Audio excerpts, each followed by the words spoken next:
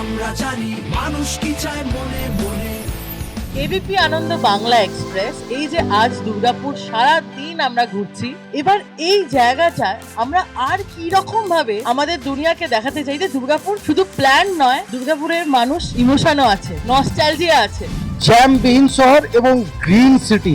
Durgapur barrage বিসর্জন ঘাট যেরকম বেনারসে আরতি হয়, এখানেও কিন্তু এত সুন্দর আরতি হয়। আমার এই রাস্তা যদি জ্যাম থাকে তাহলে পৌঁছাবে কি করে? কি বল?